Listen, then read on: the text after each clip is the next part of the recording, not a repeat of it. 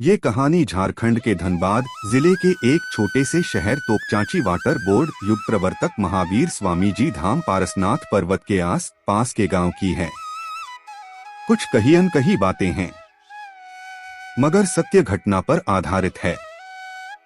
Water board जो झारखंड बिहार का एकमात्र प्राकृतिक झील है, उसी झील का स्रोत पारसनाथ पर्वत है, जो उससे काफी सटा हुआ है। उसी झील के पास एक गांव जिसका नाम झरियाडी है। जैसा कि हम जानते हैं, हर गांव का अपना नियम कानून उस गांव के बाहुबली लोग बनाते हैं, जिससे आम जन को काफी हद तक नुकसान होता है। कहानी के मुख्य पात्र हैं उसी गांव की निचली जाति में जन्मी सुगिया, जो एक 19 वर्षीय लड़की है, मंगरू जो एक 21 वर्ष का लड़का ऊंची जाति का है। इनकी कहानी इसलिए सुनी जा रही है क्योंकि इन दोनों के जीवन का अंत हो चुका है, जिसका कारण इनका समाज था। बात उन दिनों की है जब दोनों ने कक्षा 10 की परीक्षा उत्तीर्ण कर ली। दोनों की मित्रता इसी दौरान हुई। फिर दोनों प्रेम संबंध में आए। पहले मानसिक फिर शारीरिक रूप से एक हो गए। यूं कहें कि दो जिस्म एक जान हो गए थे। देश आजाद होने के बाद भी जो बालिग हैं, उन्हें संवैधानिक अधिकार नहीं है। जब ये समस्या बड़े बड़े शहरों में आम बात होती है, तो गांव में तो अधिकारों का कोई मतलब ही नहीं। जो पंचायत कहे या घर वाले कहें वही सही है। इसी सोच के दुष्परिणाम को सुगिया और मंगरू जैसे जोड़ों को भुगतना पड़ा। जब उनका प्यार पनपा आगे बढ़ा तो गांव वालों को खबर हुई। घर वालों ने लड़का और लड़की को बहुत मार पीट कर समझाया, लेकिन न तो सुगिया मानी और न ही मंगरू। समय बीतता गया। यही घटना बार बार होने लगी। वे दोनों मार खाते, ताना सुनते, पर दोनों ने जैसे एक दूसरे से विवाह करने की जिद बना ली थी। बात पंचायत तक पहुंची तो पंच ठहरे ऊपरी जाति के, उन्होंने भी लड़की वालों को ही गलत ठहराया और लड़के से दूर रहने को कहा। लेकिन मंगरू सुगिया का साथ नहीं छोड़ना चाहता था। उन दोनों का गांव के चौराहे पर मिलना, चोरी छिपे झील में जाना सभी को पता था। उन दोनों की प्रेम कहानी हर एक की जुबानी बन गई थी। कुछ लोग उन्हें वासना के पुजारी कहते तो कुछ लोग राधा कृष्ण का स्वरूप। दिन बीतता गया, साल बढ़ता गया। उनके प्रति गांव वालों और घर वालों का घृणा चरम पर था। जैसे उन्होंने प्रेम नहीं, भारत माता के दामन पर दाग लगा दिया हो, कोई देशद्रोही वाला काम किया हो। उनके सभी दोस्त, साथी, सहेली सभी ने उनको खुद से अलग कर दिया। अंत में दोनों ने खुदकुशी करने का फैसला किया। उन्होंने रणनीति तैयार कर एक दूसरे को समयानुसार उसी झील पर बुलाया, क्योंकि दोनों उसी में कूदकर आत्महत्या करने वाले थे। उन्होंने दिन तय किया, क्योंकि लड़का लड़की एक दूसरे के होकर मरना चाहते थे। वहीं एक मंदिर में दोनों ने शादी कर जान देने की योजना बनाई थी।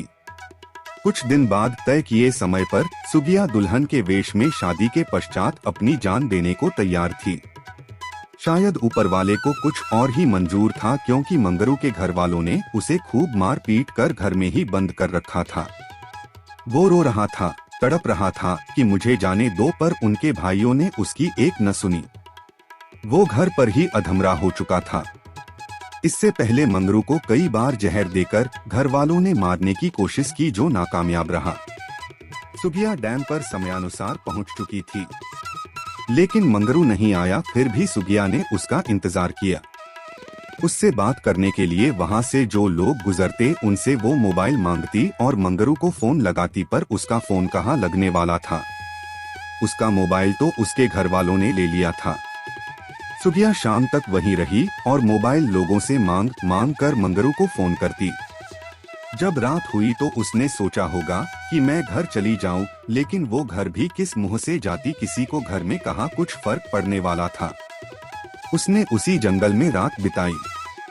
फिर सुबह हुई तो जो लोग वहां से पार हो रहे थे उन्हें फिर मोबाइल मांगकर मंगरू को फोन करने की कोशिश करती, लेकिन न मंगरू आया और न ही उसका फोन। वो पूरी तरह से टूट चुकी थी। रो रो कर बुरा हाल था। उसी दौरान उसके घर वाले दूसरों के कहने पर सुगिया को खोजने आए। तब सुगिया जंगल में न जाने कहाँ छुप गई कि उसे कोई खोज न पाया। सुगिया बिना खाए पिए 2 दिन से थी, अब तो उसका शरीर भी जवाब दे रहा था।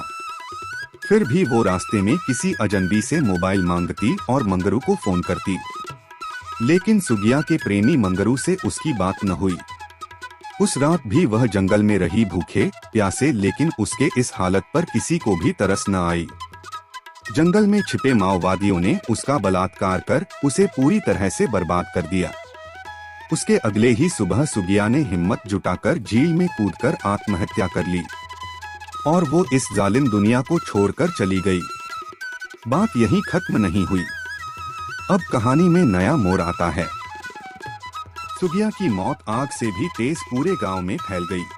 थोड़ी देर से ही सही, पर मंगरू को भी इस बात का पता चला। वो तो पहले से ही अधमरा था, अब ये खबर सुनने के बाद वो पूरा मर गया, मानो जिंदा लाश बन गया हो। वो चीखने चिल्लाने लगा।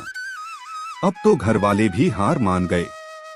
कुछ दिन बाद जब ये सब शांत हुआ, लोगों के दिमाग से खत्म हो चुका था, लेकिन सुगिया ने ऐसा होने नहीं दिया। लगभग 7 दिन बाद उस रास्ते में जो भी जाते उसे सुगिया की आवाज सुनाई पड़ती, ओ भैया जरा मोबाइल दीजिए ना, 1 नंबर कॉल करना है। लेकिन वहाँ कोई भी उस लड़की को नहीं देख पाता, केवल उसकी आवाज सुनाई देती थी। इस बात की पुष्टि वहाँ के गांव वालों ने की। साथ ही आते जाते लोगों ने कई दफा कुछ सुनी भी। कुछ लोग डरे, कुछ तो मौके पर बेहोश भी हो गए। बात यही खत्म नहीं हुई। अब सुगिया मंगरू को हूबहू अपने आस पास दिखाई देती, कभी उसके सपनों में तो कभी उसको पुकारती हुई कि तुम आओ, मैं तुम्हारा इंतजार कर रही हूँ। अंत में मंगरू पागल हो गया, वो सिर्फ सुगिया का ही नाम लेता। अभी मंगरू रांची के पागलखाने में भर्ती है। फिलहाल उसका इलाज चल रहा है, पर शायद वो जीना नहीं चाहता। अभी भी वो बस एक ही वाक्य कहता और रोता है कि सुगिया मैं आ रहा हूँ, फिर चीखता और चिल्लाता है। मंगरू के इलाज में विज्ञान भी फेल हो गया, उसके झाड़ फूक भी हुए, लेकिन वो ठीक नहीं हुआ। आज के जमाने में ऐसी घटनाएं हो रही हैं जिससे युवा पीढ़ी टूट सकता है। मैं पूरे भारतवर्ष के लोगों एवं महानुभवों, मेरे माता पिता और तमाम अभिभावकों से पूछना चाहता हूं कि जब आप जवान थे, आप जब प्रेम संबंध में थे, तब आपको अपना प्रेम राधा कृष्ण जैसी लगती थी, किंतु वर्तमान युवा पीढ़ी के प्रेम में आपको वासना दिखाई पड़ता है। इस सृष्टि के निर्माण का आधार ही प्रेम है, तो क्या हक बनता है किसी को झूठे शान के लिए सुगिया और मंगरू जैसे प्रेमियों की जिंदगी बर्बाद करने का? मेरी कहानी में तो लड़की खुदकुशी कर ली, किंतु भारत में न जाने कितने ऐसे प्रेमी युगल को जिंदा जला दिया जाता है, उन्हें जान से मार दिया जाता है, घर वाले उसका बहिष्कार कर देते हैं। लोग जो झूठे शान में पगड़ी पहनकर इतराते हैं, शायद वो अंबेडकर जी के संविधान से भी खुद को ऊपर मानते हैं।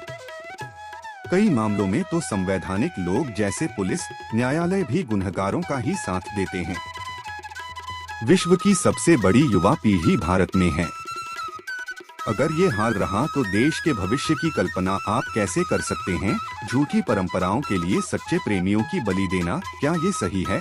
जैसे पानी एक जगह ठहरा रहे तो गंदगी आ जाएगी, उसमें बदबू उत्पन्न हो जाएगा, वैसे ही परंपराएं भी बदलने चाहिए, वरना लोग विद्रोह कर देंगे।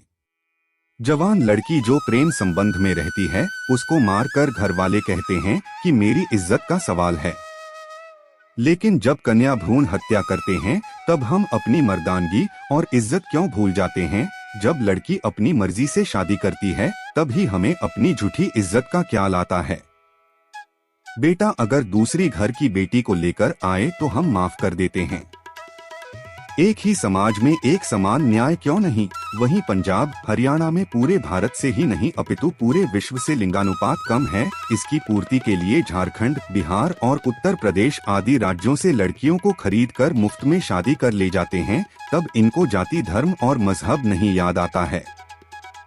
कहीं न कहीं दहेज प्रथा का कारण जाति में विवाह ही है। जिस दिन अंतरजातीय विवाह शुरू हो गया, मानो दहेज प्रथा खत्म हो जाएगी। इसलिए प्रेमी युगल का सम्मान करना चाहिए। भारत में इतना प्रेमियों के विरोधियों के बावजूद भी इस देश में कुछ ऐसे भी लोग हैं जो प्रेम करने वालों की रक्षा करते हैं, जिनका नाम है लव कमांडो, जिसके संस्थापक संजय सचदेव हैं, जिन्होंने हजारों युगलों को होने वाली दुर्घटना से बचाया है। जब एक 18 साल का लड़का या लड़की अपने भारत देश का प्रधानमंत्री चुन सकता है, तो अपना जीवन साथी क्यों नहीं चुन सकता? हमारे भारत के सर्वोच्च न्यायालय ने साफ साफ कहा है कि जाति प्रथा हमारे भारत देश को पूरी तरह से बांट रही है। इस देश को नेता और सरकारें नहीं जोड़ सकती हैं, सिर्फ इंटरकास्ट मैरिज अर्थात प्रेम विवाह ही जोड़ सकता है।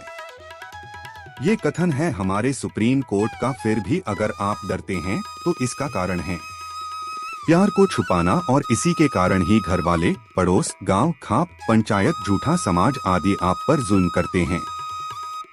आप अगर प्रेम करते हैं तो गर्व से कहो कि आप प्रेमी हो, इस देश की गलत परंपराओं के खिलाफ हो।